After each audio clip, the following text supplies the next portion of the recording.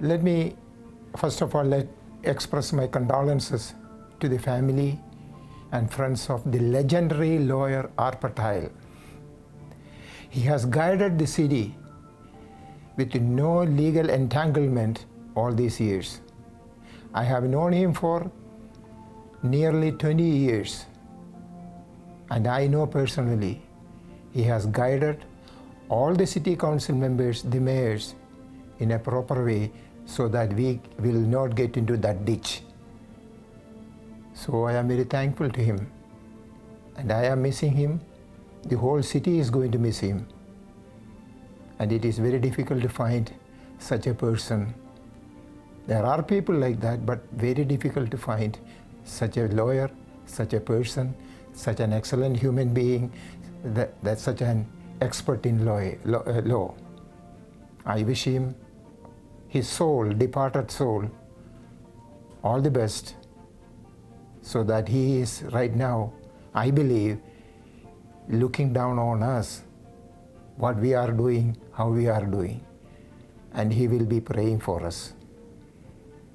Thank you so much. So I met Art shortly after he was assigned to be the city attorney for the city of Stafford. And probably within a month or so, I really had an opportunity to get to know him because we had a hurricane. And Art came to the city of Stafford, and he stayed at the Stafford Center with the other employees, and I was assigned to work security overnight. And so I sat at a table overnight, and Art wandering down the hallway and came and sat down and started talking with me. And at that point, we really got to know each other well. Part of that conversation, he asked me, what are your goals in law enforcement? And I told him that one day I'd hope to be a police chief somewhere. And he said, well, let me give you some advice. And those that know Art know he's never short on advice. He's always got an opinion, he's always got good advice to give. So he said, let me give you some advice. At the time, I was a detective, and he told me, because in our conversation, I told him that I was back in college again. And he told me, first finish your college education, which I did. And he said, then you need to get with Chief Cron, and you need to start working real closely with Chief Cron, and you need to start attending city council meetings so that the city council members can get to know you better. And so as a detective, I started attending city council meetings. Not too long after that, probably within a year, I was promoted to lieutenant. At the time, lieutenant was a commander's position, and I was the lieutenant over support services. And I continued to go to the city council meetings with Chief Cron, and then I began to work very closely with Chief Cron on developing a budget. And this is all advice that Art gave me, to start going to those council meetings, start working with Chief Cron, start getting myself in a different mindset. And he said, you'll go far in this business. So I did all those things that Art told me, and eventually I was appointed as the police chief here in the city of Stafford. And so I credit Art with some good ribbing and some good poking and some very good advice to help me get to where I'm at today. I worked with Art and around Art for, wow, 20 years. And Art always had a unique way of conveying his point in a very informal manner that sometimes was heightened depending upon the amount of passion he had on the topic. I remember more than once during city council with Mayor Scarcella, where he and I were on differing sides of an issue. You could hear Art whispering very quietly to just be quiet, sit down, just be quiet, sit down. And he'd always tell me that. One of the most memorable times with Art is he historically always picked on me about firemen. He was not a fan of firemen, even though one of his best friends was a fireman from Waco. And Art always said the firemen didn't need their services. And then Hurricane Harvey happened. Art was trying to get to the EOC, and he inadvertently flooded his vehicle. Got it stuck, couldn't get it out, water rising, the whole 9 yards. And who did he have to call to come help him? But the fire department. So we were able to go out there, extricate Art from his very waterlogged situation and get him to the EOC, and then bring him back days later to help him recover his vehicle. So it was kind of the irony that I never let him live down after that. Whenever he would say something, you know, as a comment about the fire department or firemen in general, I would always have to remind him that when he needed things solved, that's who he called. The single funniest thing with Art was Hurricane Harvey again. When you're in close quarters with people for 9 or 10 days, like we were during Harvey, you have a tendency to feel the need to get outside no matter what the weather's like. And the storm had passed, and we were in the recovery phase, and things were just winding down, and some of the restaurants in town were just now opening. And Art and I both had a penchant for Popeye's chicken, which is another story. And he said, hey, let's go to that Popeyes on Woolcrest, because the other one wasn't open yet. So we go making our way up to the Popeyes on Woolcrest in 59, only to find it was closed. You want to talk about both of us being heartbroken at that point, because we were beyond eating whatever was available. We wanted Popeye's chicken. So we then went down 59, we ended up at Taco Bell. Taco Bell had their lights on, there were people in line. I said, Art, what about Taco Bell? And he said, I do not care. So we pulled into Taco Bell. So what do you want? He goes, just pull up. I said, what do you want? He goes, don't worry about it, I got it. And when we pulled up to the line to order, I didn't have the words out of my mouth of, Art, what do you want? He just yelled over and leaned over, because I was driving, leaned over and hollered into the mic. He wanted 30 hard tacos. So Art proceeded to order 30 tacos. And we were done. We pulled up to the line. He goes, you're not going to order anything? I said, you're going to eat all 30 tacos for yourself? And so he and I had a good laugh about that. And then we wound up eating tacos was our break from the EOC for that period. But we drove around the entire city for probably an hour looking for a restaurant that had finally started to come back open with the restoration of power. And so it was one of those things. I'll always cherish that memory of Art. He always told me that before he retired, he said, I'm getting tired of dealing with you, boy. And had enough of it. He goes, you're gonna drive me to retire. And so when he finally did retire, you know, it was one of those things. If there was ever a person who earned the retirement, it was Art. And it's just sad to see that he hasn't been able to enjoy that now. But I know that he's in a better place. I'll always hold our friendship and his advice close to my heart, because he was a rare one. He was one of those people who knew the law, who was smart, he was intelligent, which are two different things, but he had the ability to relate and could talk to you in the most grassroots, normal way that a lot of attorneys and a lot of people can't. So I'll always remember those times. Today I'm here to honor, to remember my dear friend, Art Pertile. He was our beloved former city attorney for many years. He was a friend, a mentor, and a guiding light to many of us. I still remember when I first elected as a new city council member for the city of Stafford in 2019. That's 6 years ago.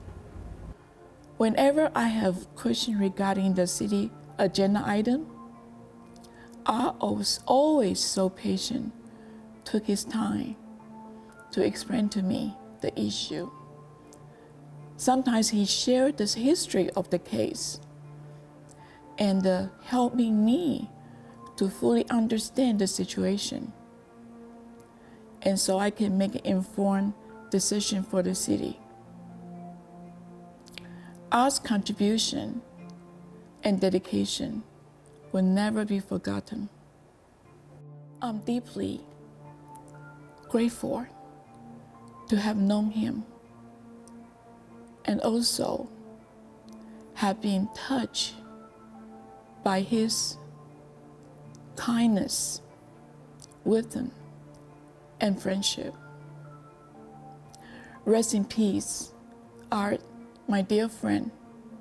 I will always remember you. Thank you for your contribution to our city and to our community. Art was truly one of a kind. He lit up any room that he walked into. He was such a mentor, and he took you under his wing.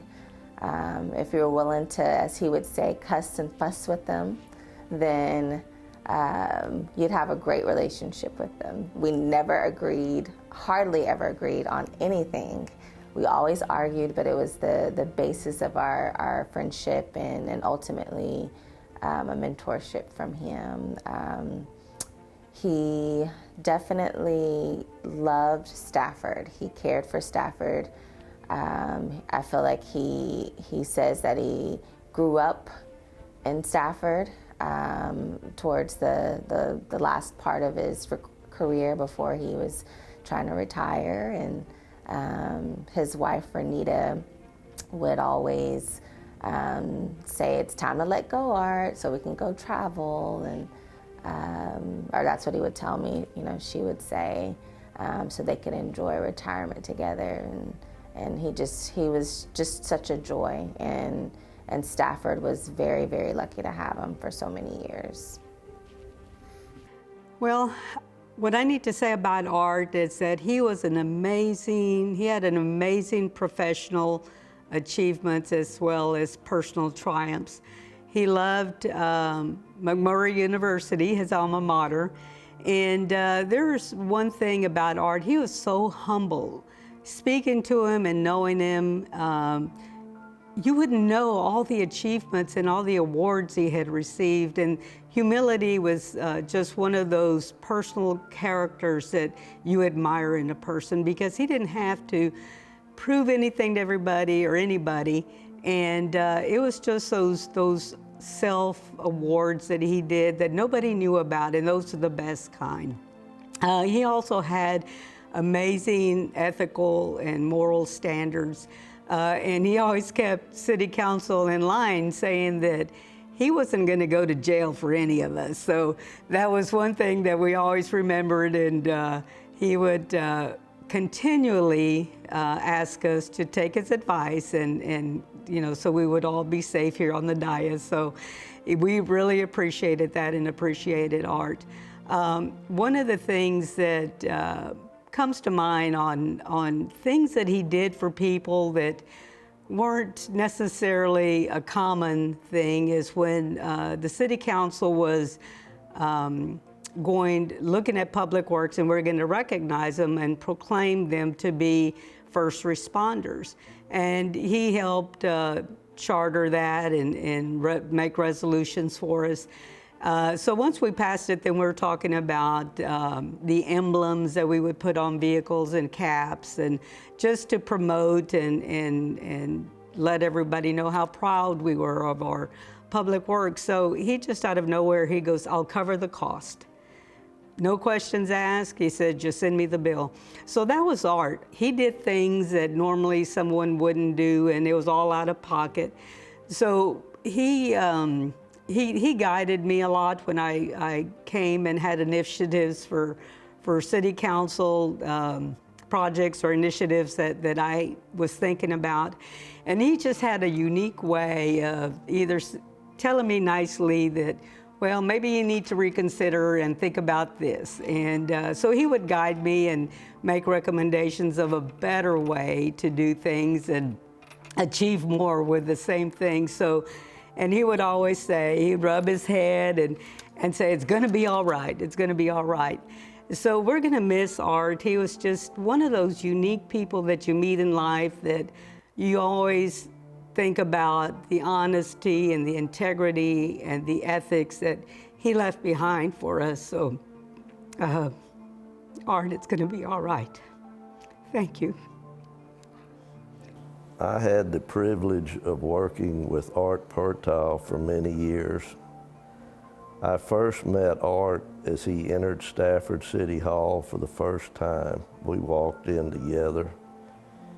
He introduced himself to me as the new city attorney, and he called me by my name. So I felt good that Art was prepared and had done his homework. I also felt good when Art said, "I am here to represent the city of Stafford, to protect the city and its people, and we will follow the law." And I said, "Yes, sir, we will follow the law." Through the years, Art not only met but exceeded the words he told to me. When you watch Art in council meetings, you only believe he has one personality. That's his legal personality.